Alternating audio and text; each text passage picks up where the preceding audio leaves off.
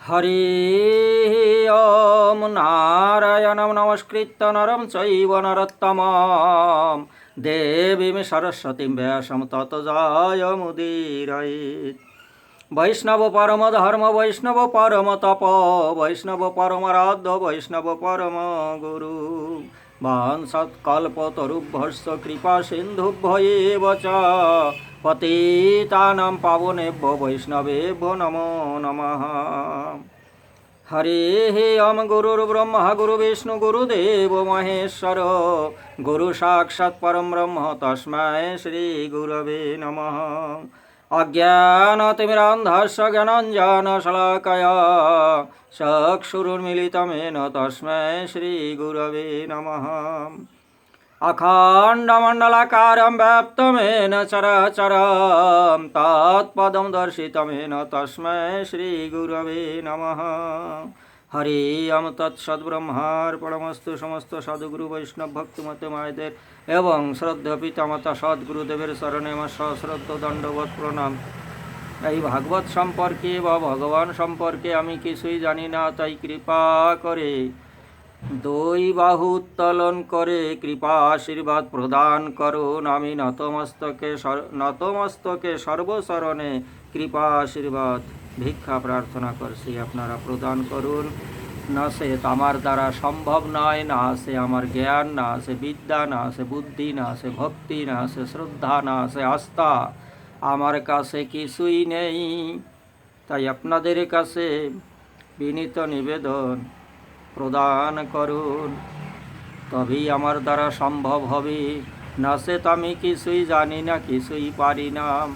হরে কৃষ্ণ, জয় নিতাই, জয় গৌর, জয় রাধেশ্যাম।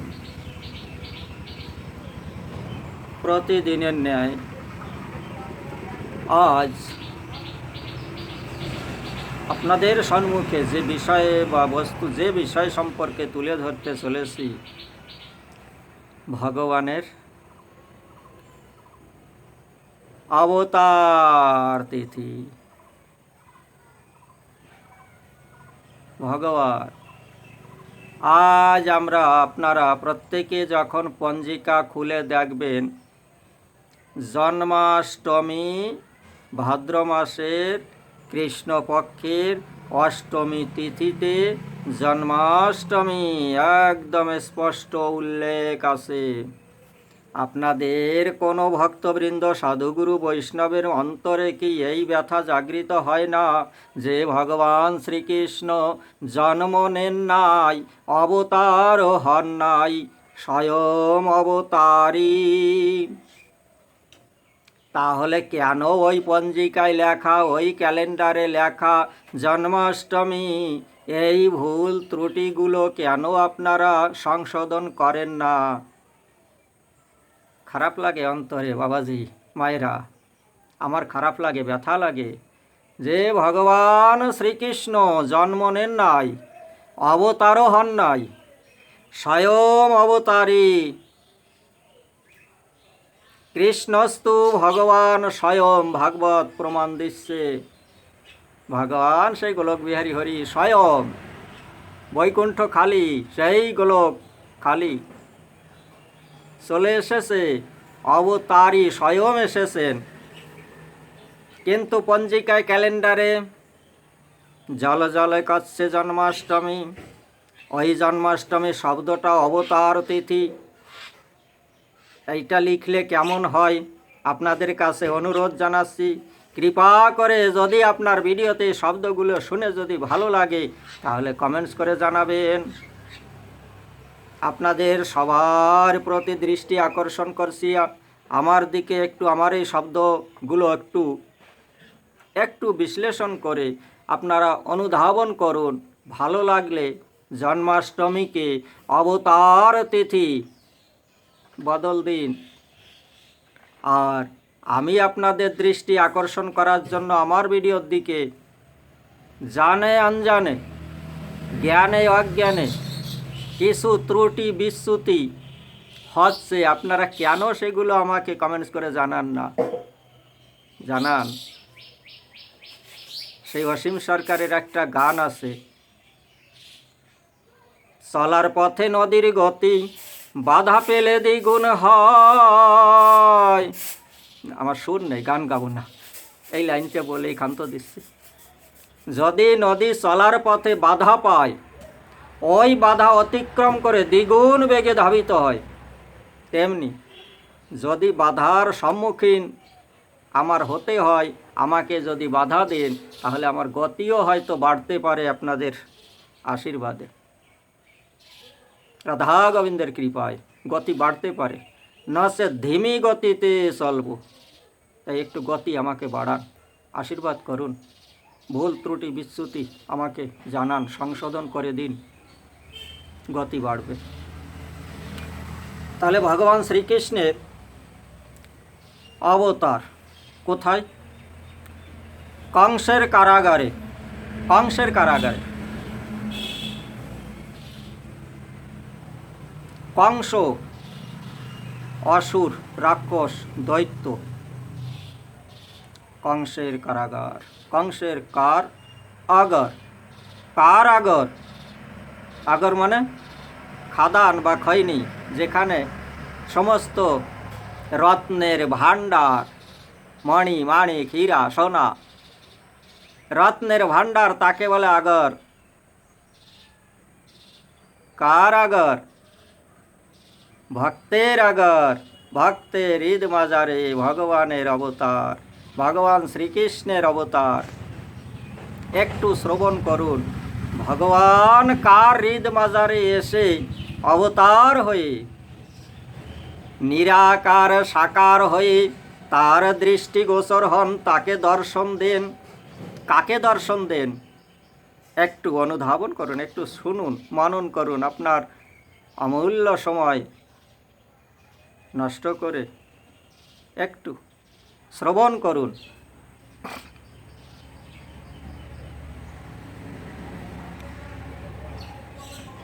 সুরসেন, যদুবংশের রাজা সুরসেন, রাজা সুরসেনের সন্তান বসুদেব। বসুদেব বিবাহ করেছিলেন কাকে? উগ্রসেনের ছোট ভাই দেবক তার কন্যা দেবকীকে। সুরসেনের সন্তানের বিবাহ হয়েছিল, বসুদেবের বিবাহ হয়েছিল কার সঙ্গে? উগ্রসেনের ছোট ভাই দেবক তার কন্যা দেবকীর সঙ্গে। একদিন কি হয়েছে, যখন কংস যুবক রাজকুমার যখন যুবক, কংস যখন যুবক হলো, তখন চতুর্দিকে তার দৃষ্টি গেল। এখন পূর্বের যে সংস্কার, যাকে আমি আগের ভিডিওতে বলে গেছি প্রারব্ধ, এই প্রারব্ধ যখন সময় কালের গতিতে যখন তার পিছু ধাবিত হয়, তখন সেই প্রারব্ধ তার ভোগ করতেই হবে। অতএব কংস তখন তার প্রারব্ধ এবার ভোগা শুরু করেছে। যখন রাজকুমার যুবক হলো, কংস তখন কি করলেন? নিজের পিতা উগ্রসেন তাকে কারাগারে আবদ্ধ করে দিল। নিজের পিতাকে, যিনি ছিলেন পরম ভক্ত, শ্রীকৃষ্ণের পরম ভক্ত, কিন্তু এই যে পরম ভক্ত উগ্রসেন, তারই সন্তান কংস, সে হলো অসুর। প্রারব্ধ দেখেন বাবাজি, কেউ এড়াতে পারবেন না, ভোগ করতেই হবে, ভুগতেই হবে। রামায়ণের একটা লাইন বলি, আপনারা খেয়াল করুন। হই সইজ রাম রচি রাখা, করি তরক বাড়াই শাখা। ভগবান যা ইচ্ছা করেন, যার প্রারব্ধে, যার ভাগ্যে যা আসে, তাকে তাই ভোগ করতেই হবে, এড়ানোর কোনো উপায় নেই। তখন উগ্রসেনকে যখন কারাগারে আবদ্ধ করে দিল কংস, এবার কংস রাজ সিংহাসন দখল করে স্বয়ং রাজপদে উপবেশিত হয়ে এবার রাজ্য পরিচালনা করতে লাগলো।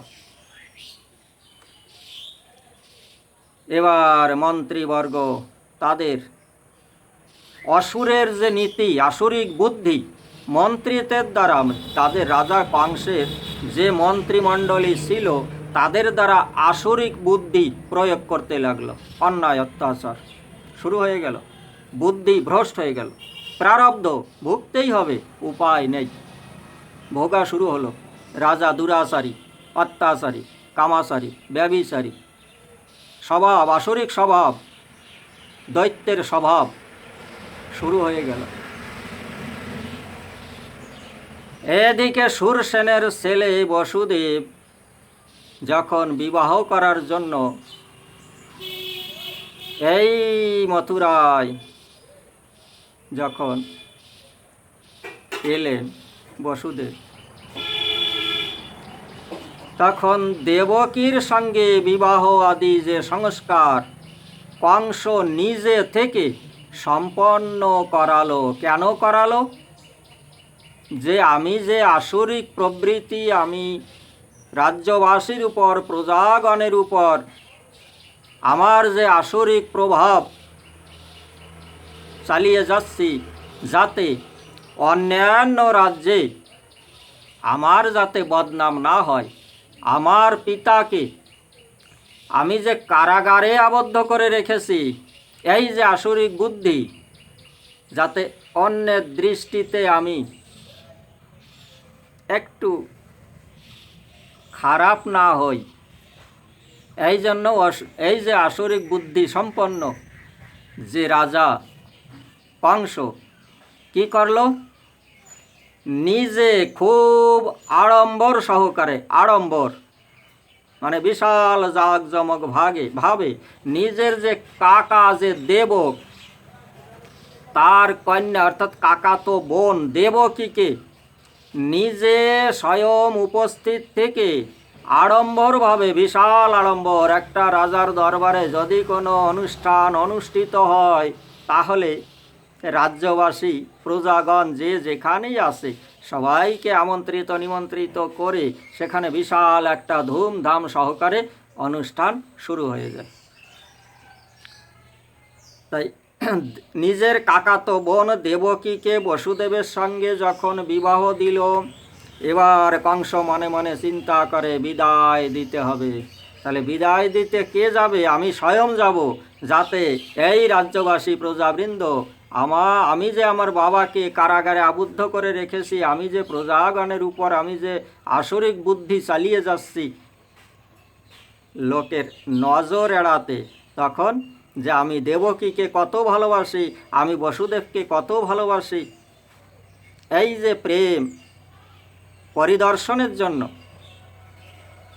এবার কংস নিজে রথে করে রথ চালানোর যে দায়িত্ব, সেই দায়িত্ব পালন করল কে? স্বয়ং কংস। সারথীর কাজ, রথ নিজে পরিচালনার দায়িত্ব নিল।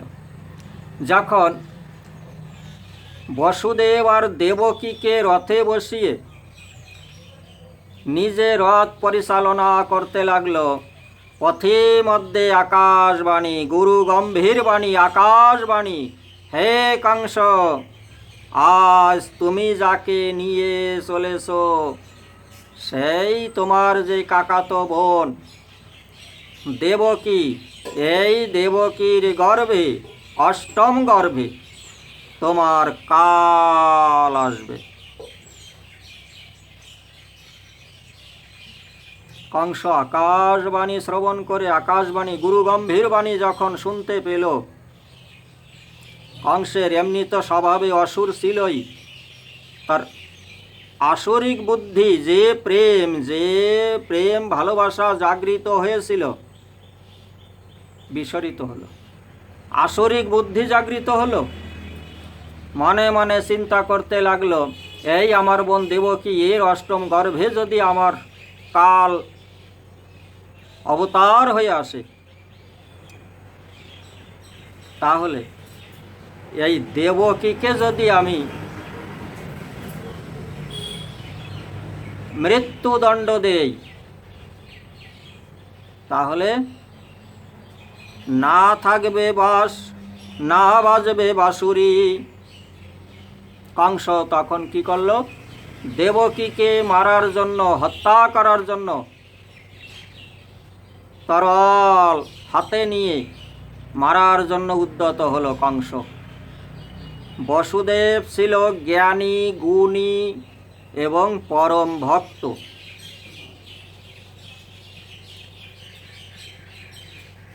রাজা বসুদেব তখন কংসকে বলতে লাগলেন, দাদা, আপনি যে কর্মটা করতে চলেছেন একাধারে পাপ, দ্বিতীয়ত ঘোর অপরাধ। কেননা যে সবল ব্যক্তি, শক্তিশালী ব্যক্তি দুর্বলের প্রতি কোনোদিন আঘাত করে না। একে তো আপনার বোন, দ্বিতীয়ত অবলা নারী, তাকে আপনি হত্যা করার জন্য তরল হাতে ধারণ করে হত্যা করার জন্য উদ্যত হয়েছেন। একই স্বভাব, এটা আপনার কর্তব্য সমীচিত নয়। দয়া করুন, নববিবাহিতা, তার প্রতি দয়া করুন। কংস তখন বলল যে এই যে দেবকী, এর অষ্টম গর্ভে যে সন্তান অবতার হয়ে আসবে, সে আমাকে হত্যা করবে। তাহলে আমি যাতে বেঁচে থাকতে পারি, বুদ্ধিমান মানুষের কর্তব্য সেই যে মূল শিকড় বা জড় সমূলে ধ্বংস করে দেওয়া। বসুদেব চিন্তা করতে লাগলেন, এই যে কংসের ভিতরে যে আসুরিক প্রবৃত্তি জাগৃত হয়েছে, অসুর যখন দমন করতে হয়, তাহলে তার সম্মুখে তার প্রশংসা করলে তার যে আসুরিক প্রবৃত্তি শান্ত হয়, অর্থাৎ চঞ্চল মন স্থির হয়। চঞ্চল মন স্থির হয়। যদি কোনো অসুর, দৈত্য, রাক্ষস এদের যদি প্রলোভন দেওয়া হয়, এদের সামনে যদি তার প্রশংসা করা হয়, তাহলে সে কিছুটা সুখ পায়। তা আমার বসুদেব ছিলেন পরম জ্ঞানী, গুণী, ধার্মিক ব্যক্তি। তা মনে মনে চিন্তা করলে লাগলেন, এই বিপদের সময় কংসের প্রশংসা না করে আর থাকা যাবে না, তার প্রশংসা করি, তার কাছে তাকে আমি প্রলোভন দেই। এবার এই যে কাল, এই কাল যদি ধীরে ধীরে অতিবাহিত হতে লাগে, দেখা যায় আমার যে সময়টা এখন অতিবাহিত হচ্ছে, হয়তো এই সময়টা বদলে আমার প্রতিকূল অবস্থা অনুকূলে পরিবর্তিত হতে পারে। তা সময় টালতে যাও, সময় ব্যতীত করতে যাও। যদি কারো উপর কোনো দুর্যোগ, সমস্যা, কোনো একটা প্রতিকূল অবস্থা আসে, তখন জ্ঞানী ব্যক্তির সেই সময়কে অতিবাহিত করা অনিবার্য হয়ে দাঁড়ায়। তাই রাজা বসুদেব তখন ওই কাল, সময়কে অতিবাহিত করার জন্য কংসকে প্রলোভন দিতে লাগলেন যে আমার যখন অনুকূল সময় আসবে, তখন হয়তো এই যে সমস্যা আমার দিকে আসতে পারে। এখন কংসের সময় ভালো, কংসের অনুকূল অবস্থা, আমার প্রতিকূল অবস্থা, এই সময়টা যদি পাল্টে যায়, তখন হয়তো আমার অনুকূল কংসের প্রতিকূল হয়ে দাঁড়াবে। বসুদেব এই সূক্ষ্ম জ্ঞান বিচার করে তখন কংসের সম্মুখে করজোড়ে তখন কংসকে বলতে লাগলেন, দাদা, দেবকীর গর্ভে, অষ্টম গর্ভে যে সন্তান অবতার হয়ে আসবে, সেই সন্তানের থেকে তোমার ভয়, তাহলে দেবকীর থেকে তো কোনো ভয় নেই, বলে যে না, তাহলে দেবকী তোমার নিজের বোন, আর দ্বিতীয়ত ভগিনী, তাকে হত্যা করলে আপনার তো এক অপরাধ, অপরাধের পরিণাম পাপ ভুগতেই হবে। তাহলে আপনি এই পাপ কর্ম কেন করবেন? এর থেকে কাজ করুন, এই দেবকীর অষ্টম গর্ভে যে সন্তান অবতার হয়ে আসবেন, সেই গোলক বিহারী হরি, তাকে আমি আপনার কাছে সমর্পণ করব। তাহলে আপনার ভয়, আপনার যে মৃত্যু হয়, অষ্টম গর্ভের সন্তান থেকে যে মৃত্যু ভয় আপনার মিটে যাবে। আপনি সেই সন্তানকে হত্যা করবেন।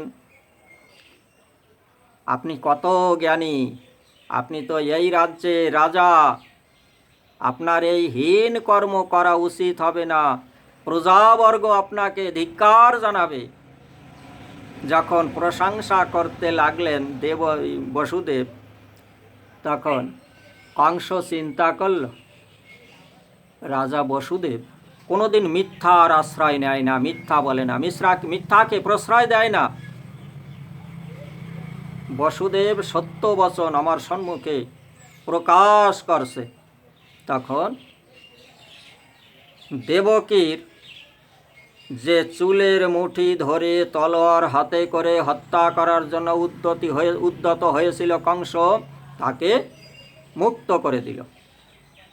বসুদেবের ওই এক প্রতিজ্ঞায় যে অষ্টম গর্ভের সন্তান আমি তোমাকে সমর্পণ করব, এই প্রতিজ্ঞা যখন করলেন বসুদেব, তখন কংস দেবকীকে মুক্ত করে দিল। যাও, তোমার কোনো ভয় নেই। এবার যে বিদায় দেওয়ার জন্য নিয়ে যাচ্ছিল কংস, এবার ওই দুই কংস বসুদেব আর দেবকীকে ফিরিয়ে নিয়ে এলো। ফিরিয়ে নিয়ে এসে শৃঙ্খলাবদ্ধ করে শিকল দিয়ে হাত পা বেঁধে বেড়ি লাগিয়ে এবার কারাগারে আবদ্ধ করে দিল। পিতাকে যেমন, উগ্রসেনকে যেমন কারাগারে আবদ্ধ করে দিয়েছিল, বসুদেব আর দেবকীকে কারাগারে আবদ্ধ করে দিল, হস্তপদ শৃঙ্খলাবদ্ধ অবস্থায়। এবার কালের প্রতীক্ষা করতে লাগলো। কালের প্রতীক্ষা, যেদিন থেকে আকাশবাণী হলো, গুরু গম্ভীর বাণী, যে এই দেবকীর অষ্টম গর্ভে স্বয়ং গোলক বিহারী হরি বিষ্ণু স্বয়ং হরি এই দেবকীর অষ্টম গর্ভে অবতার হয়ে আসবেন। সেই যে গোলক বিহারী হরি কৃষ্ণ আসবেন, আমাকে হত্যা করবেন, এই যে আভাস, কংসের যে নিদ্রা উড়ে গেল, পালিয়ে গেল। নিদ্রা নেই, খেতে শুতে বসতে ঘুমাতে চলতে অহর্নিশি কৃষ্ণ কৃষ্ণ কৃষ্ণ কৃষ্ণ। এই কৃষ্ণই ধ্যান, কৃষ্ণই জ্ঞান, কৃষ্ণই চিন্তন, কৃষ্ণই মনন, কৃষ্ণই নিদিধ্যাসন। একমাত্র কৃষ্ণ ছাড়া দ্বিতীয় নাস্তি।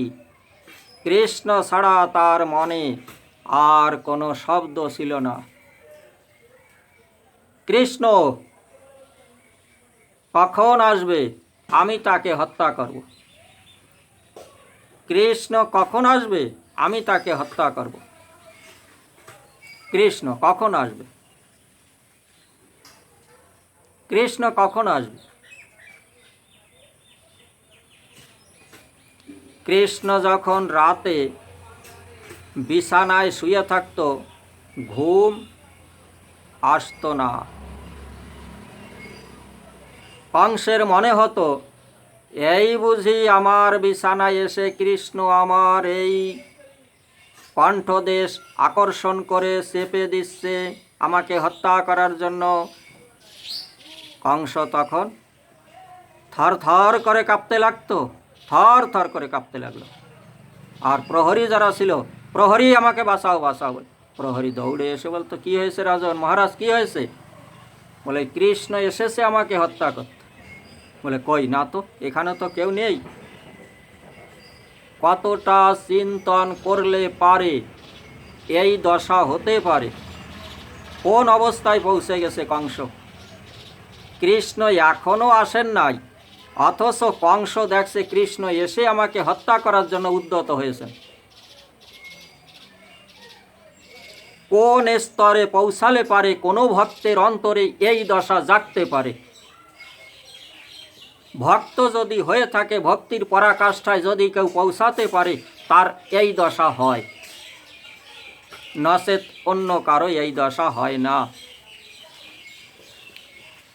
কংস তখন ভয়ে থরথর করে কাঁপছে। প্রহরীদের প্রহরী রক্ষা করে, প্রহরী বাঁচাও, প্রহরী বাঁচাও, পাহারা দিয়ে রাখতো। যে আমি যে গৃহে থাকি, এই গৃহের চতুর্দিকে প্রহরী মোতায়েন থাকতো, প্রহরী চতুর্দিকে ঘোরাফেরা করত কৃষ্ণের থেকে বাঁচার জন্য। এই সরাসর জগতে কেউ, কোনো প্রাণী কালের কবল থেকে কেউ রক্ষা পায় না, অথচ কংস বাঁচার জন্য প্রহরী নিযুক্ত করে রেখেছে চতুর্দিকে। প্রহরী চতুর্দিকে যতই থাকুক না কেন, কালের কবরে একদিন না একদিন সে ইহজগতের রাজা মহারাজা যাই হোক না কেন, কালের কবলে একদিন তার যেতেই হবে, পড়তেই হবে। এদিকে কিছুদিন ব্যতীত হওয়ার পরে যখন প্রথম পুত্র সন্তানের উৎপন্ন হলো, প্রথম পুত্র সন্তান জন্ম নিল, সেই পুত্র সন্তানের নাম বসুদেব কি রাখলেন? কীর্তিমান। কীর্তিমান যখন জন্ম নিল, রাজা বসুদেব প্রতিজ্ঞা অনুসারে যে আমার যত সন্তান হবে সমস্ত সন্তানকে আপনাকে সমর্পণ করব, সেই প্রতিজ্ঞা অনুসারে প্রথম পুত্র সন্তান কীর্তিমান।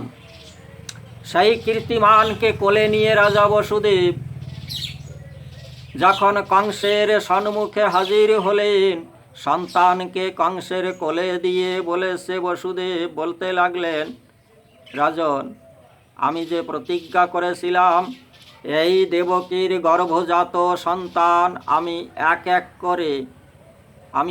করে সবাইকে সমর্পণ করব, প্রতিজ্ঞা রক্ষার্থে আমি সন্তান নিয়ে এসেছি। রাজা কংস ওই যে কোমল শরীর, ফুটফুটে চেহারা, বালক আর ভগবান, যারা যদি কারো হৃদয় প্রেম থাকে, ওই বালকের মুখপানে তাকিয়ে ভগবান দর্শন করে। কংস তখন বলতে লাগলো যে, রাজন, প্রথম সন্তান থেকে আমার তো কোনো ভয় নেই। আকাশবাণী অনুসারে অষ্টম গর্ভে যে সন্তান অবতার হয়ে আসবেন, গোলক বিহারী হরি, বিষ্ণু বা নারায়ণ বা হরি, তার দ্বারা আমার ভয়। অতএব এই সন্তানের দ্বারা আমার কোনো ভয় নেই। যাও, একে তুমি ফিরিয়ে নিয়ে যাও, একে আমি মুক্ত করে দিলাম। বসুদেব যখন ওই সন্তানকে নিয়ে যখন নিজ বাসস্থানে, ওই কারাগারে আবার ফিরে এলেন, হরি ইচ্ছা বলবান, আগেই বলেছি, হয় হি সই যো রাম রসি রাখা, ও করি তরক বাড়াওয়ে শাখা। ভগবান রামচন্দ্র, ভগবান শ্রীকৃষ্ণ যেটা নির্ণয় করে রেখেছে, যার ভাগ্যে, যার প্রারব্ধে যা ঘটবে তা ঘটিয়েই ছাড়বে, বাঁচার উপায় নেই। এবার মহামুনি নারদ বিচরণ করতে করতে করতে করতে নারায়ণ নারায়ণ নারায়ণ, ওই যে প্রেম জুড়ি বাজায়, ওই দেখেছেন, বিনা বাজায় আর হাতে প্রেম জুড়ি, নারায়ণ নারায়ণ নারায়ণ নারায়ণ করতে করতে করতে করতে কংসের রাজ দরবারে এসে হাজির। তখন নারদ মুনিকে দেখে কংস এবার বলতে লাগলো, মুনিবর আগমনের হেতু। মহামুনি নারদ তখন বলতে লাগলেন, রাজন, তুমি যে কর্মটা করেছো এটা সঠিক করো নাই। বলে কেন? বলে দেবকীর গর্ভজাত সন্তান তোমার কাল হবে। কংস তখন বলতে লাগলো, মুনিবর অষ্টম গর্ভে যে সন্তান অবতার হয়ে আসবে সেই বিষ্ণু গোলক বিহারী হরি, তার থেকে আমার ভয়। প্রথম সন্তান থেকে তো কোনো ভয় নেই, তাই আমি তাকে মুক্ত করে দিয়েছি। নারদ মুনি চিন্তা করে, তাই এই যে সন্তান কংসের দ্বারা হত্যা হবে, এই পূর্বে সেই সংস্কার হইহি সইজ রামরসি রাখা, পূর্বের যে কর্ম প্রতিজ্ঞা আজ্ঞা, ব্রহ্মার যে অভিশাপ, সেই অভিশাপ ব্রহ্মা যখন সরস্বতীর পিছনে ধাবিত হয়, এই 6 জন তারই সন্তান নাতিপুতি এরা হেসেছিল। ব্রহ্মা তখন বলেছিলেন, তোমার পিতার দ্বারা তোমাদের হত্যা হবে, তোমার পিতাই তোমাদের সাজা দেবে, আমি সাজা দেব না, এই অভিশাপ দিয়েছিল। তাই কংসের পূর্বজন্ম ছিল কালনেমি। ওই কালনেমির গর্ভে, ওই কালনেমির ঔরসে সন্তানরা আসে, সেই সন্তান এক এক করে এবার বসুদেবের ঔরসে এবার দেবকীর গর্ভজাত সন্তান হইয়া তারা জন্ম নিতে লাগলো। ব্রহ্মার অভিশাপ থেকে মুক্ত হবে, এবার সময় এসে গেছে। কংস পূর্বজন্মে ছিল কালনেমি রাক্ষস, অসুর। সেই কালনেমি এখন কংস রূপে এসে সেই মথুরায়। এবার কংসের দ্বারা, পিতার দ্বারা পুত্রের হত্যা, সেই নিষ্পুত্র, আগে ছিল কালনেমির পুত্র, সেই কথা শাস্ত্র প্রকাশ করে দিচ্ছে। গুহ্য রহস্য। আমরা এখানে দেখছি বসুদেবের সন্তান, কিন্তু এর আগে ছিল কালনেমির সন্তান। ওই কালনেমি এসে সেই কংস রূপে, এবার এই কংসের দ্বারা সেই সন্তানের এবার মৃত্যু। তখন নারদ মুনি চিন্তা করলেন যে আমি যদি কংসের মতি ভ্রষ্ট না করি, তাহলে ওই অভিশপ্ত যে 6 জন পুত্র তারা তো উদ্ধার হবে না। নারদ মুনিকে আমরা যতই বাহ্যিক দুনিয়ায় যা কিছু মনে করি না কেন, অন্তর আত্মা দিয়ে যদি আমরা সূক্ষ্ম দেমাকে, সূক্ষ্ম শরীরে যদি বিচার করি, তাহলে নারদ মুনি হচ্ছে ভগবানের যে লীলা, সেই লীলায় সহায়তা করার জন্য মুনি বিশ্ব ব্রহ্মাণ্ডে বিচরণ করতে থাকেন। বিশ্ব ব্রহ্মাণ্ডে ভগবানের লীলায় সাহায্য করার জন্য। আমি কি করি? ভগবানের লীলায় বিঘ্ন ঘটাই, বাধা দেই। লোকে আমাকে বলে যে না, ভালো বলছে, ভালো করছে, কিন্তু মহামুনি নারদ তিনি যে ভগবানের লীলায় বাধা দেন না, সহায়তা করেন, তাকে আমরা বিচার করি বাহ্যিক দুনিয়ায়, এই বাহ্যিক ইন্দ্রিয় দিয়ে, এই যে বাহ্যিক ইন্দ্রিয়, এগুলি দিয়ে বিচার করি যে নারদ মুনি ভালো নয়, ঝগড়া বাধায় না, ভক্ত ভগবানের সঙ্গে মিলন করে, জীবাত্মা পরমাত্মার সঙ্গে মিলন করে, এই মাধ্যম হইয়া দাঁড়ায়। তাকে আমরা সূক্ষ্ম দেমাকে, সূক্ষ্ম শরীরে বিচার করে অনুধাবন করতে পারি না। এতটা ব্রেন আমাদের নেই, এতটা চৈতন্য আমাদের জাগৃত হয় নাই। তাই নারদকে আমরা যা ইচ্ছে তাই বলি, এটা আমাদের অপরাধ। সাধুগুরু বৈষ্ণবের প্রতি যদি কেউ হিংসা, নিন্দা, দুর্ব্যবহার, কুবাক্য উচ্চারণ করে, দুর্ব্যবহার করে, তার অপরাধ হয়, তার সাজা ভোগ করাই লাগে। তখন নারদ মুনি কি করলেন? অষ্টদল পদ্মের একটা পদ্ম ফুল হস্তে ধারণ করলেন। অষ্টদল পদ্ম, যার 8টা পাপড়ি। এবার রাজা কংসের সম্মুখে ওই অষ্টদল পদ্মটা হস্তে ধারণ করে রাজাকে বলতে লাগলেন, রাজন, যদি আমি এইখান থেকে গণনা শুরু করি, তাহলে 1, 2, 3, 4, 5, 6, 7, 8, এই যে তাহলে আর যদি এইখান থেকে গণনা শুরু করি 1 2 3 4 5 6 7 8, তাহলে প্রথম কোনটা, অষ্টম কোনটা? রাজার দিমাগ তখন একটা ভ্রমে পড়ে গেল। কংসের ব্রেন, বুদ্ধি একটা চক্রাকারে ঘুরতে লাগলো। এ কি, আমি কি করছি? আমি ভুল করছি না তো? আমি সঠিক করছি তো? অষ্টম গর্ভ, এই দিক থেকে গুনলে পারে অষ্টম গর্ভ কোনটা হয়, ওই দিক থেকে গুনলে পারে অষ্টম গর্ভ কোনটা হয়। তাহলে হতে পারে আমার এই গর্ভটাই অষ্টম গর্ভ। এবার চক্রাকারে দিমাগ ঘুরতে লাগলো, বুদ্ধি ভ্রষ্ট হয়ে গেল। তখন সৈনিক দ্বারা, যে কীর্তিমান নামে যে বসুদেবের প্রথম পুত্র, তাকে সৈনিক দ্বারা এবার রাজার কাছে নিয়ে এলেও কংস বসুদেবকে পুনরায় শৃঙ্খলাবদ্ধ করে কারাগারে ডাল দিল, কারাগারে আবার ভরে দিল। ওই কীর্তিমানকে হত্যা করল। কীর্তিমান সেই অভিশাপ মুক্ত হয়ে গেল, পিতার দ্বারা হত্যা, ব্রহ্মার অভিশাপ মুক্ত হয়ে গেল। এক এক করে 6টা পুত্র উদ্ধার হয়ে গেল। সপ্তম গর্ভে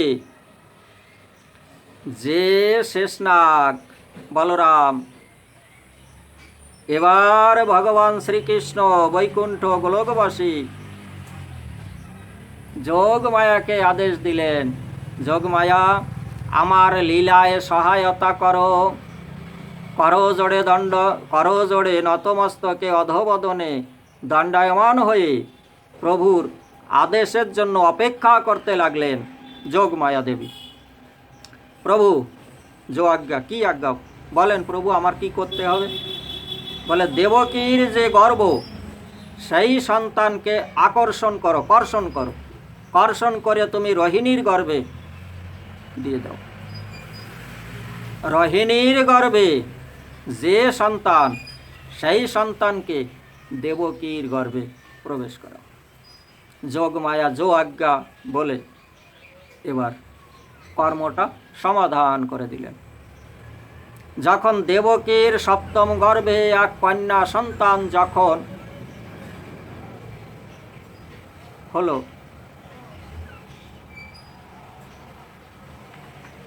এবার যখন ওই সন্তানকে মারতে যাবে,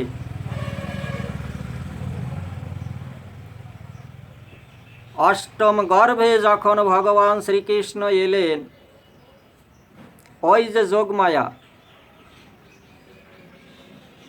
যোগমায়া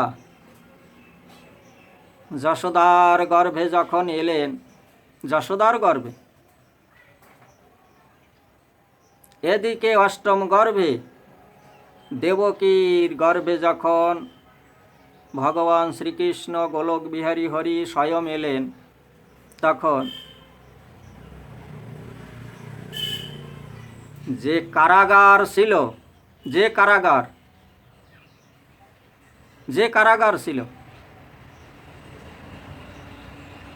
ভগবান শ্রীকৃষ্ণের স্বরূপ প্রতি ভিডিওতে প্রায় কিছু না কিছু ব্যাখ্যা করা হয়। দিব্য জ্যোতি, কোটি সূর্য সম প্রভু, কোটি সূর্য সম তার প্রভা, একটা সূর্যের দিকে তাকানো যায় না। যদি কোটি সূর্যের সমান প্রভা তার হয়, তাহলে তার যে ঝলক, তার যে প্রকাশ কতটা হতে পারে, অন্ধকার থাকে না। ওই কারাগারে যত অন্ধকার ছিল সব দূরীভূত হলো। কারাগারে উজ্জ্বল উজ্জ্বল প্রকাশই প্রকাশ। কংস ওই কারাগারে ওই দেবকী বসুদেবের যে অন্তরে যে প্রকাশ দেখতে পেল, প্রকাশ, কংসের মনে এবার ধারণা হলো দেবকীর গর্ভে স্বয়ং সেই বিষ্ণু, সেই কৃষ্ণ, এত সময় সেই কৃষ্ণ কৃষ্ণ যে উচ্চারণ করছিল, সেই কৃষ্ণই এবার অবতার হয়ে এলো, অবতার হয়ে এসেছে। এবার তাকে আমি হত্যা করব। কৃষ্ণ যখন দেবকীর গর্ভে, ভগবান শ্রীকৃষ্ণ কি জন্ম নেন না, অবতার হন না, স্বয়ং অবতারই। তাহলে আমরা কেন বলি গর্ভাবাস? সেই গর্ভের আরাধনা স্তুতি করার জন্য ৩৩ কোটি দেবতা, ব্রহ্মা বিষ্ণু মহেশ্বর, তারাও এসে ওই গর্ভের স্তুতি করতে লাগলেন। ব্রহ্মা বিষ্ণু মহেশ্বর তিনও সব এসে গর্ভের স্তুতি করলেন। প্রভু, সময় এসেছে, এই পৃথিবীর পাপীর ভার হরণ করার সময় এসেছে। আপনি এসেছেন আমাদের মঙ্গল করার জন্য, এই যে জগৎবাসীর মঙ্গল করার জন্য আপনি দয়া করে এসেছেন। গর্ভের স্তুতি শুরু করলেন। কত করুণাময়! আজ আমাদের জন্য, জগৎবাসীর জন্য, বিশ্ববাসীর জন্য, ৩৩ কোটি দেবতাদের জন্য আপনি এসেছেন নিজ গুণে কৃপা করে, এই যে ভার হরণ করার জন্য এসেছেন। ভগবান কখন আসে? যখন এই যে ৬টা পুত্র সন্তান হত্যা করলে, ৬টা পুত্র সন্তান, এই ৬ জনকে বাহ্যিক দুনিয়ায় কোনো সময় আপনারা চলবেন না। আভ্যন্তরীণ একটা রাস্তা আছে যাকে বলে আত্মতত্ত্ব জ্ঞান। এই আত্মতত্ত্ব জ্ঞান চেতনা জাগৃত করে ওই তত্ত্ব জ্ঞান সম্পর্কে আপনারা জিজ্ঞাসা করবেন গুরুদেবের কাছে। গুরুদেব, এই যে শাস্ত্র গ্রন্থের যে বিষয়বস্তু, আমার যে চেতনা, আমার যে চৈতন্য, আমার যে বুদ্ধি, আমার যে জ্ঞান, আমি অনুধাবন করতে পারছি না। গুরুদেব আপনাদের বুঝিয়ে দেবেন, সদ্গুরুদেব বুঝিয়ে দেবেন। সেই তত্ত্ব জ্ঞান নিয়ে আপনারা রাস্তা চলতে শুরু করুন। কোনো কষ্ট হবে না, কোনো বাধা আসবে না। বাহ্যিক দুনিয়ায় যখনই চলা শুরু করবেন, বাধার পর বাধা, বাধার পর বাধা। এই ৬ জন পুত্র, এরা কারা? এদের ধ্বংস না হওয়া পর্যন্ত ভগবান এলেন না। ভগবান গর্ভে এসে গেছেন। একটা বায়ুগর্ভ, পেটটা বড়, বায়ুগর্ভ। তাহলে এবার একটু বিস্তারিত বলি। বিস্তারিত না বললে আপনাদের আমি বুঝাতে পারছি না, আমি নিজেই বুঝতে পারছি না। তাহলে আপনাদের একটু বিস্তারিত বলে বোঝানোর চেষ্টা মাত্র করছি। আপনারা যদিও বা আমার বিস্তার না হয়, আপনারা নিজ গুণে আরও বিস্তারিত করে একটু বুঝে নেবেন। ভুল ত্রুটি শিখিয়ে দেবেন, কোথায় ভুল হচ্ছে, কোথায় আমি পারছি না, কোথায় আমি বুঝতে পারছি না, কোন শব্দটা আমি ভাঙাতে পারছি না, একটু কৃপা করে আমাকে বুঝিয়ে দেবেন। অপরাধ ক্ষমা করবেন। এখানে এই যে ৬ জন পুত্র সন্তান, তাদের যখন মৃত্যু হলো, কংস যখন মেরে ফেললো, তারপরে এলো ভগবান শ্রীকৃষ্ণ। ৬ জন কারা? এই দেহে 10টা ইন্দ্রিয়, 11টা ইন্দ্রিয় মন সহকারে, 11 ইন্দ্রিয়, 11টা ইন্দ্রিয় আর ষড়রিপু। এদের যত সময় দমন না হয়, যত সময় এই ষড়রিপুর হত্যা না হয়, বধ না হয়, তত সময় সেই রিপুর তাড়নায় জীব সেখানে থাকতে পারে না। ভগবান তো দূরের কথা, তাই কংসের দ্বারা, কংস এখানে কৃষ্ণ কৃষ্ণ কৃষ্ণ কৃষ্ণ উচ্চারণ করতে করতে তার কারাগারে যে 6টা রিপু ছিল, ওই ষড় রিপুকে সে আগে হত্যা করলো, বধ করলো, অর্থাৎ দমন করলো। ষড় রিপুকে যখন হত্যা করলো, সেই সময় কংসের কারাগার, হৃদয় আকাশ স্বচ্ছ হলো, নির্মল হলো, পবিত্র হলো। ভক্তের হৃদয় যখন 10 ইন্দ্রিয় বশীভূত হয়, ষড়রিপু বশীভূত হয়, অর্থাৎ দমন হয়, তখন ভগবান শ্রীকৃষ্ণ স্বয়ং তার হৃদয়ে নিরাকার সাকার রূপে তাকে দর্শন দেন।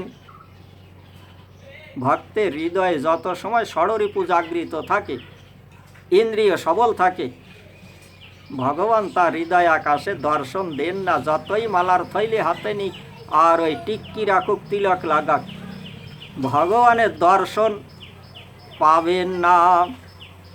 তাই 10 ইন্দ্রিয় বসে আসবে, ষড়রিপু বধ হবে, তবেই ভগবানের দর্শন পাবেন, তখন 10 ইন্দ্রিয় ষড়রিপু যখন বধ হলো, 6টা সন্তানের যখন হত্যা হলো, তখন ভগবান স্বয়ং ভক্তের কারাগারে অবতার হয়ে এলেন। গর্বে এসে গেছে, অবতার হয়ে গেছে, এখনো প্রকট হন নাই। তাহলে এইখানে আর একটু গুহ্য রহস্য ভাগবত সম্পর্কে, যেটা আপনাদের হয়তো জানা, তথাপি আমি দ্বিতীয়বার আপনাদের একটু চেতনাকে নাড়াচাড়া দিচ্ছি। আমি বুঝাতে পারবো না, এই জ্ঞান ভক্তি শ্রদ্ধা শব্দ ভাণ্ডার আমার নেই, তথাপি একটু আপনাদের যে চৈতন্য তাতে একটু সুড়সুড়ি দিচ্ছি। দেখেন জায়গাটায় চলুন, কোন জায়গায়? এই যে ভাগবত 12 স্কন্ধ, 12টা স্কন্ধ, তাহলে প্রথম স্কন্ধ, দ্বিতীয়, তৃতীয়, চতুর্থ, পঞ্চম, ষষ্ঠ, সপ্তম, অষ্টম, নবম পার হয়ে গেল। 10ম স্কন্ধে ভগবানের অবতার, 10ম স্কন্ধে ভগবান অবতার লীলা প্রকট, 10ম স্কন্ধে প্রকট হয়ে অবতারই হয়ে এবার লীলা করা শুরু করলেন। 10ম স্কন্ধে কেন এলেন? আপনাদের মনে প্রশ্ন জাগে না? যে ভাগবত ভগবানের লীলা কথা, তাহলে প্রথম থেকেই শ্রীকৃষ্ণের কথা আমরা শ্রবণ করব। কিন্তু প্রথম থেকে ভগবান শ্রীকৃষ্ণের কথা দেখেন, প্রথম থেকে আলাদা আলাদা বস্তু বিষয় আপনাদের শুনতে হচ্ছে। যারা পাঠক তারা প্রথম থেকে ভগবান শ্রীকৃষ্ণের লীলা কথা, প্রথম থেকে আলাদা আলাদা লোকের, রাজার, মহারাজা, ভক্তি, বৈরাগ্য, জ্ঞান, তাদের কথা, রাজা, তাদের যুদ্ধ বিগ্রহ, এইসব আলোচনা। 10ম স্কন্ধে ভগবানের অবতার প্রকট হওয়া, 10ম স্কন্ধে। এর মূল মাহাত্ম্যটা কি? 10ম স্কন্ধে কেন? আগে যেমন বলেছে, ষড়রিপু জাগৃত হলে তার হৃদয়ে ভগবান দর্শন দেন না। ষড়রিপু যখন বধ হয় তখন সেই ভক্তের হৃদয়ে ভগবান প্রকট হয়ে তাকে দর্শন দেন। তেমনি এই নববিধা ভক্তি, 9টা স্কন্ধ পার হয়ে 10ম স্কন্ধে ভগবানের অবতার। এই নববিধা ভক্তি যখন ভক্তের হৃদয় আকাশে ভক্তি জাগৃত হয়, ভক্তির পরাকাষ্ঠায় যখন পৌঁছে যায়, নববিধা ভক্তির দ্বারা, 9টা ভক্তির দ্বারা ভক্ত যখন ভক্তির পরাকাষ্ঠায় পৌঁছে যায়, তখন ভগবানের অবতার, ভগবান প্রকট হন। তখন নচেত নববিধা ভক্তির একটা ভক্তিও যদি ভক্তের হৃদয় আকাশে জাগৃত না হয়, তাহলে ভগবান প্রকট হন না। তাই এই 10ম স্কন্ধে 9টা ভক্তির যখন জাগৃত হলো, ভক্তির পরাকাষ্ঠায় যখন ভক্ত পৌঁছে গেল, তখন 10ম স্কন্ধে এই ভগবানের 10ম স্কন্ধে 10টা ইন্দ্রিয় দমন হলো, নববিধা ভক্তি প্রকট হলো। 10ম স্কন্ধে 10টা ইন্দ্রিয় যখন দমন হলো, তখন ভগবান প্রকট হয়ে এই ভক্ত মাজারে, এই জগৎ মাজারে সবাইকে আনন্দ দিতে লাগলেন। তত্ত্ব ভাগবত চতুর্থ বেদ লিপিবদ্ধ আছে, পঞ্চম বেদ লিপিবদ্ধ নেই। পঞ্চম বেদ লিপিবদ্ধ নেই, এটা হচ্ছে দিব্য দৃষ্টি, জ্ঞান চক্ষুর দ্বারা তাকে পড়তে হয়। জ্ঞান চক্ষুর দ্বারা পাঠ করতে হয়।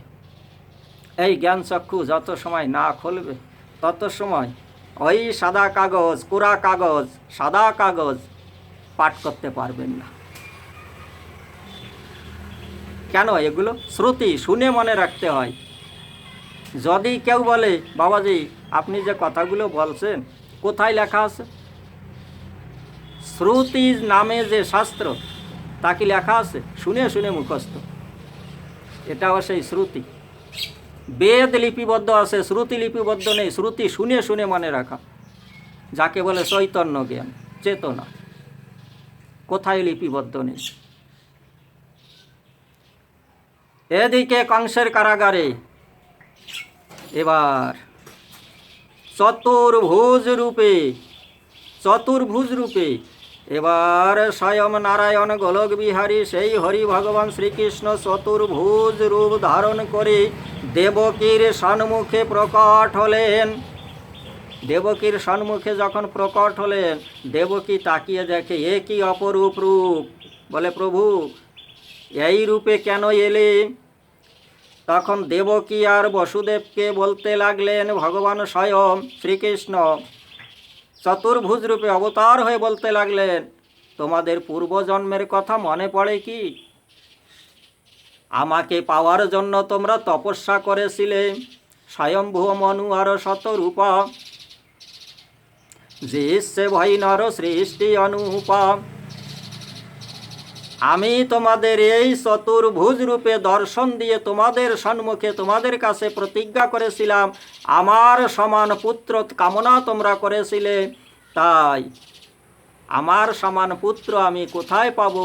অতএব আমি তোমার গৃহে অবতার হয়ে তোমারই সন্তান রূপে আমি তোমার কোলে দুগ্ধ পান করব, এই অঙ্গীকার আমি করেছিলাম। তাই আমি সেই গোলক বিহারী হরি চতুর্ভুজ রূপ দর্শন দিয়ে তোমাদের সম্মুখে প্রতিজ্ঞা করেছিলাম, তাই এই কারাগারে সেই চতুর্ভুজ রূপে আমি তোমাদের সম্মুখে প্রকট হলাম, যাতে তোমরা ভরসা করতে পারো। তোমাদের বিশ্বাস দেওয়ার জন্য, তোমাদের ভরসা দেওয়ার জন্য আমি সেই চতুর্ভুজ রূপে তোমার সম্মুখে প্রকট হলাম, যে আমি সেই গোলক বিহারী হরি। আমি যদি দুই বাহু রূপে ছোট আকারে যদি আমি অবতার হয়ে আসতাম, তোমাদের মনে হয়তো ভ্রান্তি ধারণা হতো যে এই কি সেই গোলক বিহারী হরি? আগে তো দেখছিলাম চতুর্বাহু, শঙ্খচক্র গদাপদ্ম হাতে, এখন তো দেখছে হাতে কিছুই নেই, দুটো হাত। ভগবানের কি দুটো হাত? সেই গোলক বিহারী হরির কি দুটো হাত? তার তো চারটে হাত। আমাদের যখন দর্শন দিয়েছিলেন, আমরা যখন তপস্যা করছিলাম, সেই ভরসা বিশ্বাস জাগানোর জন্য, ভরসা দেওয়ার জন্য আমি সেই গোলক বিহারী হরি স্বয়ং চতুর্ভুজ রূপে অবতার হয়ে প্রকট হলাম। দেবকী বলছে, প্রভু যখন নরলীলা করতে হয় তখন ওই আকার আকৃতি ওই স্বরূপে নরলীলা সম্ভব নয়। এবার মায়ের কোলে যখন ভগবান সন্তান রূপে আসে, মা যা বলে ভগবান তাই শুনতে বাধ্য হন। ভগবান যদি, যেমন মা যশোদা শ্রীকৃষ্ণের কান ধরে, ভগবান শ্রীকৃষ্ণ চোখের জলে ভাসে, কিছুই বলার ক্ষমতা নেই, মা যা বলবে তাই শুনবে। দেখেছেন? পরমাত্মা যখন মায়ের কোলে আসে, পরম পিতা যখন পিতার গৃহে আসে, পিতা যা বলে তাই শুনতে হয়। তাই প্রত্যেকের ঘরে যাতে ভগবানের মতো সন্তান অবতার হয়ে আসতে পারে, বাহ্যিক দুনিয়ায় জন্ম নিতে পারে, সেই কর্মগুলো আপনারা প্রত্যেকে করুন। গুরুর আশ্রয় নিন, গুরুর দেওয়া মন্ত্র উচ্চারণ করতে করতে গোবিন্দের শরণ আশ্রয় করে ভজন পথে এগিয়ে চলুন। তাহলে এই যে সংসার সারাসার জগতে কোনো দুঃখ থাকবে না, কোনো দুঃখ থাকবে না, কষ্ট থাকবে না, সুখই সুখ, সেখানে অসুখ থাকবে না, সুখই সুখ, শান্তি শান্তি, অশান্তি থাকবে না। যখন চতুর্বাহু রূপে প্রকট হয়ে দণ্ডায়মান, মা দেবকী বলছে, প্রভু নরলীলা এইভাবে সম্ভব নয়, তাহলে কি করতে হবে? বলে দুটো বাহু ধারণ করতে হবে। দুটো বাহু ত্যাগ করলেন, দুটো বাহু ধারণ করে সেখানে দণ্ডায়মান হয়ে আসেন ভগবান শ্রীকৃষ্ণ গোলক বিহারী হরি। দেবকী বলছে, প্রভু হলো না, এখনো হলো না, তাহলে মাতে আমি কি করব? বলছে ছোট আকার নিতে হবে, যে রূপ যে স্বরূপ ছোট হতে হবে। মায়ের কাছে সন্তান ছোট হয়, তাই ছোট হতে হবে। সন্তান যতই বড় হোক না কেন, মায়ের কাছে যখন, মায়ের সম্মুখে যখন আসে বা দণ্ডায়মান হয়, তখন ছোটই হয়ে থাকে। তাহলে তোমারও ছোট হতে হবে। এবার দেখেন সন্তানের সঙ্গে ব্যবহার শুরু হয়ে গেল মায়ের। মাতা পরমাত্মা এবার ব্যবহার শুরু হয়ে গেল। ভগবানকে ভক্তি ডোরে বেঁধে ফেলেছে, ভগবানকে ভক্তি ডোরে বেঁধে ফেলেছে। শুরু হয়ে গেল দেখেন লীলা, ভগবানের লীলা শুরু। মা তখন বলছে ছোট হতে হবে, মায়ের সম্মুখে সন্তান যখন আসে ছোট হতে হবে। তাই ভগবান সেই গোলক বিহারী হরি শ্রীকৃষ্ণ এবার ছোট রূপ নিয়ে দাঁড়িয়ে রইলেন। মাকে বলেছে, মাতা এখন কি হয়েছে, এবার লীলা সম্পন্ন হলো? বলে সম্পন্ন হলো না, এখনও বাকি রয়ে গেল। কি বাকি রয়ে গেল? বলে মায়ের কোলে সন্তান যখন জন্ম নেয়, ভূমিষ্ঠ হয়ে আসে, সে কাঁদতে শুরু করে, তুমি তো কাঁদছ না। দেখেছেন বিপদ। তাই ভগবান শ্রীকৃষ্ণ তখন ওই কাহা কাহা করতে করতে কান্নাকাটি শুরু করলো। যখন কান্নাকাটি শুরু করলো, এবার পিতাশ্রী বসুদেবের নিদ্রাভঙ্গ হলো। এবার পিতাশ্রীকে বলছে যে প্রহরী তারা জানার আগে 6টা দরওয়াজা, 6টা গেট চেনার আটকা ছিল, 6টা গেট, হাতে পায়ে বেড়ি লাগানো ছিল শৃঙ্খলাবদ্ধ অবস্থায়। পিতাকে ডাক দিয়ে বলছে ভগবান শ্রীকৃষ্ণ, পিতা আমাকে মস্তকে তোলো, আমাকে নিয়ে চলো। কোথায়? সেই যোগমায়া রয়েছে নন্দালয়ে, নন্দ মহারাজের গৃহে, নন্দ মহারাজের গৃহে সেখানে যোগমায়া রয়েছে যশোদার গর্ভে। তাহলে আমাকে নিয়ে চলো সেই নন্দালয়ে। বলে প্রভু, আমার যে হস্তপদে বেড়ি শৃঙ্খলাবদ্ধ অবস্থায় করে রেখেছে কংস, অসুর, দৈত্য, এই আসরিক বুদ্ধি আমাকে শৃঙ্খলা অবস্থায় বেড়ি লাগিয়ে রেখেছে শিকল দ্বারা, এই বেড়ি কিভাবে খুলবে? তবুও ভগবান শ্রীকৃষ্ণ আবার বললেন যে পিতা আমাকে মস্তকে তোলো, আমাকে মস্তকে ধারণ করো। পিতা কোনো ইশারা বুঝতে পারছে না। ভগবান শ্রীকৃষ্ণ কর্মের মাধ্যমে আপনি আসরীয় ধর্ম জীবেকে শিখাচ্ছে, কর্মের মাধ্যমে শিক্ষা দিতে চাচ্ছে, বাস্তবিক জ্ঞান যাতে প্রকট হয়, প্রকাশ পায় জীবের মাঝারে, হৃদ মাঝারে, জীবের ভক্তিতে, বুদ্ধিতে যাতে প্রকাশ পায় সঠিক এবং সম্পূর্ণভাবে, ভগবান শ্রীকৃষ্ণ সেই কর্মই ভক্তদের দিয়ে করাতে চাচ্ছেন। পিতা বসুদেবকে দিয়ে এই কর্মটা করাতে চাচ্ছেন। কেন? যেই মস্তকে যদি বুদ্ধি ধারণ করে, যদি শ্রদ্ধা আসে, ভগবানের প্রতি যদি আস্থা আসে, এই কংসের দ্বারা যে আসরিক বুদ্ধি বেড়ি লেগে আছে, বেড়ি শৃঙ্খলাবদ্ধ অবস্থায়, হাতে পায়ে বেড়ি, এই যে আমরা যে মায়ার জগতে সংসারের মায়ার বন্ধনে আবদ্ধ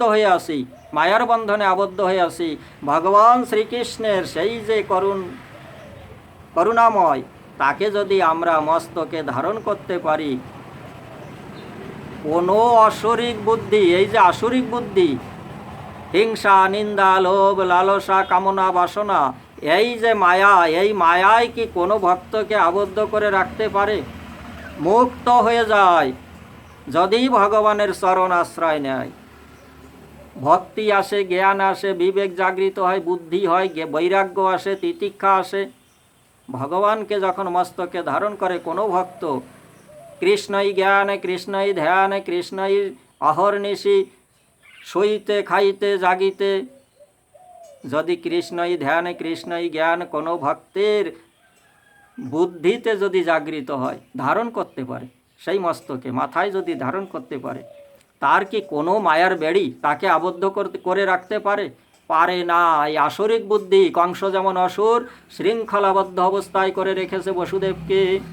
তাই এই যে সংসারের মায়া, আসরিক বুদ্ধি যত থাক না কেন, কামনা, বাসনা, হিংসা, নিন্দা, এই মায়ার যে বেড়িতে আমরা আটকে আছি, এই মায়ার বেড়ি যদি ভগবানকে মস্তকে ধারণ করতে পারি, অর্থাৎ গুরুর চরণ আশ্রয় নিয়ে, গুরুর যে মন্ত্র, গুরুর যে বাক্য মন্ত্র, সেই বীজ মন্ত্র, গুরুর দেওয়া বাক্যকে অবলম্বন করি, গোবিন্দ চরণ আশ্রয় করি আমরা যদি ভক্তি মার্গে রওনা দেই, সেই ভগবানকে যদি ভগবানের স্বরূপ মাথার ভিতর জাগৃত করতে পারি, হৃদ মাঝারে দর্শন করতে পারি, বসুদেবের সম্মুখে ভগবানের দর্শন হচ্ছে, ভগবান বসুদেবকে দর্শন দিয়ে বারবার বলছে, পিতা আমাকে মস্তকে ধারণ করো। তবুও বসুদেব বলেই চলেছে, এখনও মায়ার জগতে বসুদেব বলেই চলেছে, আমি যে শৃঙ্খলাবদ্ধ হয়, আমার যে কোনো শক্তি নেই, এই বেড়ি থেকে মুক্ত হব কি করে? তবেই তো তোমাকে আমি মস্তকে নিতে পারবো, না হলে আমার তো এই যে হাতে শৃঙ্খল বেড়ি দিয়ে বাঁধা আছে, আমি কি করে ধারণ করব? ভগবান শ্রীকৃষ্ণ তথাপি বলেছে, পিতা আমাকে মস্তকে ধারণ করো। যখন শ্রীকৃষ্ণকে বসুদেব দোনো হাত দিয়ে এবার চতুর্দিকে তাকাচ্ছে, ছোট্ট বালক, তাকে কি করে মাথায় ধারণ করব? এবার চারিদিকে তাকাচ্ছে, কারাগারের ভিতর আর কিছু আছে নাকি? দেখে এক কোণে একটা কুলা বা কুলো, এই যে ফসলাদি চাল ধান ঝাড়ার জন্য যে কুলা ব্যবহার হয়, সেই একটা কুলো পড়ে আছে। ওই কুলোটাই করে ভগবান শ্রীকৃষ্ণকে ওই কুলোর উপরে রেখে যখন মস্তকে ধারণ করলেন পিতা বসুদেব, তখন হাতে পায়ে যে বেড়ি লাগা ছিল সম্পূর্ণ খুলে গেল। সামনে তাকিয়ে দেখে যে 6টা দরওয়াজা তালা লাগা ছিল, 6টা দরওয়াজাও খুলে গেছে। যে সৈনিক, যে প্রহরী প্রহরা দিচ্ছিল, তারাও মায়া নিদ্রায় নিদ্রিত হইয়াছে। এইখানে তত্ত্ব কথা বাবাজিরা, মায়েরা খেয়াল করবেন সবাই। মস্তকে ধারণ করলো কিসে? কুলার উপরে দিয়ে, কুলা বা কুলো। দেখেছেন, ভগবান শ্রীকৃষ্ণকে কুলায় রেখে মস্তকে ধারণ করলেন কে? পিতা বসুদেব। তাহলে কুলা বিষয়টা একটু তত্ত্ব কথা, কুলাটা একটা তত্ত্ব। এই কুলা দিয়ে মায়েরা আপনারা কি করেন? কোনো চালে যদি কোনো পোকা পড়ে, তুষ থাকে, যেমন ধান ভাঙিয়ে আনলো, কিছু তুষ আছে, কুড়ো আছে, তখন ওই কুলা দিয়ে ঝেড়ে ঝেড়ে ঝেড়ে ঝেড়ে সেই নোংরাটা ফেলে দিলেন। আর যদি কোনো ফসলে মাটি থাকে, কোনো ধুলা থাকে, সেই ফসলটা কুলোয় তুলে সেই ধুলাটা পরিষ্কার করে দিলেন। তাহলে ফসলটা একদম পবিত্র হলো, মানে পরিষ্কার হলো, তার ভিতরে আর কোনো নোংরা ময়লা কিচ্ছু থাকলো না। আর যদি চালনে করে, চালন চেনেন, চালনে করে যদি কোনো ফসলের মাটি বের করতে যান, ফসল পড়ে যাবে, ওই মাটি চালনে থাকবে, ওই নোংরা খড়কুটা ওই চালনে থাকবে, ফসল পড়ে যাবে। যে সলিড যে দানা ছিল, যে ফসল, সেটা পড়ে গেল। ওই চালানের উপর কি আছে দেখা যায়, খড়কুটা যত নোংরা আবর্জনা সেটা চালানের উপর আছে। আর কুলো দিয়ে যখন আপনারা কিছু ঝাড়বেন, তখন দেখবেন ওই কুলোর হাওয়ায় সব ধুলো ময়লা নোংরা জিনিস সব বেরিয়ে গেল। মূল যে ফসল দানা সঠিক সতেজ, সেগুলো কুলোয় রয়ে গেল। দুটোর ভিতর পার্থক্য দেখেন। তাহলে যদি কেউ চালন হতে চায়, তার ভিতরে কি থাকবে? কাঁচড়া ভরা থাকবে।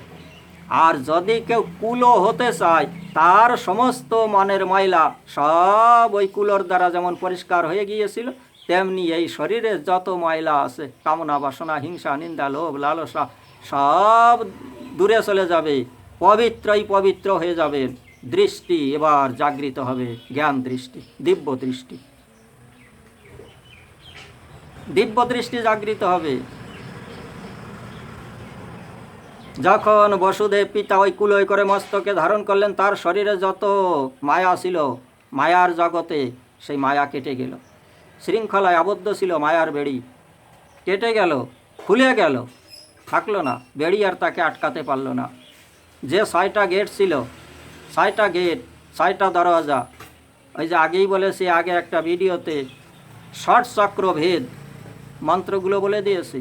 সেই যে 6টা চক্র ভেদ করে এই ব্রহ্মরন্ধ্রে সহস্রার উপরে গোলক বিহারী হরি এখানে বসে আছেন। এই 6টা চক্র ভেদ করে এখানে আসতে পারবে, দরজা খুলে যাবে। বসুদেব যখন মস্তকে কুলাই করে ভগবানকে ধারণ করলেন, এবার এই কুলার দ্বারা দেহ পবিত্র হয়ে গেল, ময়লা মাটি আর কিচ্ছু থাকলো না, কামনা বাসনা লোভ লালসা হিংসা নিন্দা কিছুই থাকলো না, সব পরিষ্কার। এবার বসুদেবের দিব্য দৃষ্টি হলো। তখন পিতাকে আদেশ দিচ্ছেন ভগবান শ্রীকৃষ্ণ, পিতা আমাকে নিয়ে চলো সেই নন্দালয়ে, সেখানে যোগমায়া আছে, যোগমায়াকে এখানে নিয়ে আসবে। তখন ভগবান শ্রীকৃষ্ণকে নিয়ে চলছে, যমুনাপুর উথল ফুথল চলছে। ভগবানকে মস্তকে ধারণ করে আসে বসুদেব পিতা, তথাপি ভক্তি এখনো জাগৃত হয় নাই। মায়ার জগৎ থেকে, মায়ার বেড়ি থেকে, যদিও বাহ্যিক দুনিয়ায় মায়ের বেড়ি খুলে গেল, 6টা দরজা খুলে গেল, তথাপি ওই যমুনার যে জল, তথাপি ভগবানের প্রতি বিশ্বাস নেই। যমুনার কিনারে দাঁড়িয়ে আছে, ভগবানকে মাথায় নিয়ে যমুনার কিনারে দাঁড়িয়ে আছে। অদূরে দেখে একটা শ্রীগাল পার হয়ে যায়, মনে মনে চিন্তা করে একটা পশু সে পার হয়ে যাচ্ছে, আর আমি মানব হয়ে ভগবান শ্রীকৃষ্ণ আমার মস্তকে আমি ধারণ করে রেখেছি, তথাপি আমার এই চৈতন্য নেই। একটা পশু পার হয়ে যায়, আমি পার হতে পারবো না। ভগবান সাক্ষাৎ যার কাছে, সে পার হতে পারছে না। বিশ্বাস, আস্থা, ভরসা এখনো নেই। যখন ওই শ্রীগাল পার হয়ে গেল, বসুদেবের তখন ধীরে ধীরে ওই যে মায়ার জগতে ছিল বুদ্ধি ভ্রষ্ট, এখনো সেই যে বিশ্বাস বা আস্থা ছিল না, ওই পশুকে পার হতে দেখে বসুদেব এবার ধীরে ধীরে রওনা হলেন। যখন মাঝ যমুনায় গেলেন পিতা বসুদেব, তখন ওই যে পূর্বের সেইগুলোকে বসে বিরজাকে যে অভিশাপ দিয়েছিল, রাধাকে যে অভিশাপ দিয়েছিল, শ্রীরামকে যে অভিশাপ দিয়েছিল তখনকার সময় মনে আছে, আপনারা জানেন, তথাপি ওই পর্বে যাব না। এবার ওই বিরজা নদী রূপে প্রবাহিত হয়ে এসেছে যমুনা রূপে। এবার সেই বিরজাকে যে প্রতিজ্ঞা করেছিল, সেই বিরজার মনের বাঞ্ছা পূরণ করার জন্য এবার ওই যমুনা সেই বিরজার মনোবাসনা পূর্ণ করছে, পড়ল যমুনায়। বিরজার যে কামনা বাসনা, ইচ্ছিত বাঞ্ছা ছিল, সেই কামনা বাসনা পূর্ণ করার জন্য ভগবান শ্রীকৃষ্ণ যমুনায় পড়ল। কিছু সময় তার মনোবাঞ্ছা পূর্ণ করে পুনরায় পিতার মস্তকে আবার ফিরে এলেন। বসুদেব পার হয়ে গিয়ে নন্দালয়ে গিয়ে, সেই নন্দালয়ে মা যশোদার কোলে যে যোগমায়া খেলছিল, যোগমায়াকে নিয়ে এলেন, কৃষ্ণকে যশোদার কোলে দিয়ে এলেন। যোগমায়াকে নিয়ে যখন কারাগারে এলেন, আবার কারাগারের যে 6টা দরজা ছিল বন্ধ হয়ে গেল, অর্থাৎ মায়া আবার আঁকড়ে ধরল। যোগমায়া, এই যে মায়া আবার ফিরে এলো, যোগমায়ায় আবার আবদ্ধ হয়ে গেলেন, বসুদেব মায়ায় আবার শৃঙ্খলাবদ্ধ হয়ে গেলেন। এদিকে সকাল হলো, যোগমায়া এবার কান্নাকাটি শুরু করলো। যোগমায়া যখন কান্নাকাটি শুরু করলো, খবর পেল যে এবার অষ্টম গর্ভ এসে গেছে। তখন ভগবান শ্রীকৃষ্ণের কথা মনে পড়ল যে এই বুঝি শ্রীকৃষ্ণ এসেছে। যখন ওই যোগমায়াকে নিয়ে প্রহরী কংসের হস্তে দিল, যোগমায়াকে ধরে প্রস্তর খণ্ডে আষাঢ় দিতে যাবে, এ মতো অবস্থায় হস্তচ্যুত হয়ে হাত থেকে বেরিয়ে যোগমায়া নিজ মূর্তি ধারণ করে তখন ওই আকাশের থেকে বলতে লাগলেন যে তুই আমাকে হত্যা করতে এসেছিস দুষ্ট কংস, তোকে যে হত্যা করবে সে পালিত হচ্ছে কোথায়? নন্দালয়ে, যশোদার কোলে। তোকে যে হত্যা করবে সে নন্দালয়ে পালিত হচ্ছে। এই কথা বলে যোগমায়া অদৃশ্য হয়ে গেলেন। তাহলে আজ কথা এখানে বিশ্রাম দিচ্ছি। আপনারা পরবর্তী ভিডিওতে আবার পরবর্তী অংশ দেখতে থাকবেন। ভুল ত্রুটি ক্ষমা করে, শব্দগুলো সংশোধন করে আপনারা মাধুর্য আকারে আরও রস আস্বাদন করতে থাকবেন। অপরাধ ক্ষমা করবেন। ইচ্ছাকৃত অনিচ্ছাকৃত, জ্ঞানে অজ্ঞানে আমি যা কিছু বলেছি আমি বলি নাই। এটা এই যে রাধা গোবিন্দের চরণ আশ্রয় করে আমাকে দিয়ে যা কিছু বলিয়েছে, আমাকে দিয়ে যা কিছু করিয়েছে আমি তাই করেছি। আমার নিজের কোনো ক্ষমতা নেই, আমি কিছুই জানি না, আমি সম্পূর্ণ অজ্ঞ। তাই রাধা গোবিন্দের চরণ আশ্রয় করে যা কিছু করি না কেন, একমাত্র সেই রাধা গোবিন্দই জানেন আমাকে দিয়ে কি করিয়েছেন, কি বলিয়েছেন, আমি কিছুই জানি না। তাই আপনারা অতি পরম বৈষ্ণব, পরম ভক্ত, ভক্তই পারে একমাত্র। পাপী, যে পাপী সরাসর জগতে, যে পাপী, যে অভিশপ্ত, তাকেই ভক্তই পারে। যেমন আগের ভিডিওতে বলেছি, ভক্তের পিছনে যারা থাকে তারা হয় ভক্ত। ওই ভক্ত সঙ্গ করার পরে অভিশপ্ত যে যমলার্জুন উদ্ধার হয়ে গিয়েছিল, আজ আপনাদের ভক্তিতে আপনারা পরম ভক্ত, পরম বৈষ্ণব, তাই আপনাদের সঙ্গ করে, আপনাদের সান্নিধ্যে এসে, আপনাদের অঙ্গের স্পর্শে, আপনাদের অঙ্গের স্পর্শ পেয়ে আমি যে অভিশপ্ত প্রাণী হিসাবে এই পৃথিবীর বুকে একটা বোঝা হিসাবে আসি, আমাকে উদ্ধার করুন, আমার প্রতি কৃপা করুন। আপনাদের এই চরণ ধুলি আমি যেন মস্তকে ধারণ করে এই পাপ দেহ থেকে ছুটকারা পেয়ে আমি যেন রাধা গোবিন্দের কাছে গমন করতে পারি। আর যতদিন এই ধরাধামে আমার বসতি, ততদিন যেন এই রাধা গোবিন্দের যে নাম গুণাগুণ লীলা কীর্তন কথা, তা আমি যেন প্রতিদিন তার কাজে সহায়ক হিসাবে আমার দ্বারা যেন এই ভগবানের কথা নিত্য নৈমিত্তিক দৈনন্দিন আমি যেন আপনাদের শ্রবণ করিয়ে যেতে পারি, এই আশীর্বাদ কামনা করে প্রতিদিনের ন্যায় এই জগৎবাসীর কল্যাণের জন্য, বিশ্ব ব্রহ্মাণ্ডের কল্যাণের জন্য আমি গোবিন্দের কাছে কৃপা একটু নতমস্তকে তাকে জানাচ্ছি, হে গোবিন্দ, ওম সর্বে ভবন্তু সুখিনা, সর্বে সন্তু নিরাময়, সর্বে ভদ্রাণি পশ্যন্তু মা কশ্চিৎ দুর্ভাগ ভবেৎ। ওম শান্তি, ওম শান্তি, ওম শান্তি। সরাসর জগতে সর্বজীবের কল্যাণ করুন, সর্বপ্রাণীর মঙ্গল করুন। সমস্ত সাধুগুরু বৈষ্ণবের আপনার চরণে আশ্রয় দিয়ে তাদের মনের একটা শান্তি দেন। হরি ওম তৎসৎ। ব্রহ্মার্পণমস্তু। সমর্পয়ামি। আমার দ্বারা যা কিছু যে কথা, লীলা কথা আপনারা শ্রবণ করলেন, ভুল ত্রুটিগুলো সংশোধন করে নেবেন, মাধুর্য দিয়ে এই ভগবানের লীলা কথার রস আস্বাদন করতে থাকুন। ভুল ত্রুটি ক্ষমা করবেন, জ্ঞানে অজ্ঞানে সজ্ঞানে যা কিছু করেছি বুঝেছি ভুল হয়েই যায়, তাই শব্দগুলো সংশোধন করে আপনারা শ্রবণ করতে থাকুন, রস আস্বাদন করতে থাকুন। আমি এখন গৃহকর্মে দিকে ছুটে চলেছি, গৃহকর্মের দিকে।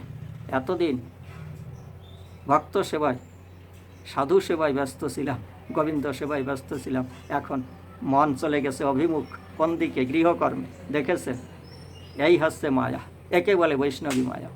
এত সময় আপনাদের সম্মুখে বসে গোবিন্দের নাম গুণাগুণ লীলা কীর্তন, তার কথা কীর্তন আপনাদের সম্মুখে কত প্রচার করেছি, কত আনন্দ পেয়েছি। মন ছুটে গেছে কোথায়? গৃহাভিমুখে। অভিমুখ পাল্টে গেল, গোবিন্দের চরণের দিক থেকে এখন এই সংসারের দিকে অভিমুখ হয়ে গেল। অপরাধ নেবেন না। হরে কৃষ্ণ, জয় নিতাই। তাই এই যে ভিডিওগুলো আপনারা যদি একটু কৃপা করে সাবস্ক্রাইব করেন, লাইক করেন, পাশে থাকা যে বেল সেটি যদি একটু ক্লিক করে বাজিয়ে দেন, বন্ধু বান্ধব যাদের সঙ্গে পরিচিত তাদের প্রতি যদি শেয়ার করেন, তাহলে এই বিশ্ববাসীর মঙ্গলই মঙ্গল, অমঙ্গল হবে না। হরে কৃষ্ণ।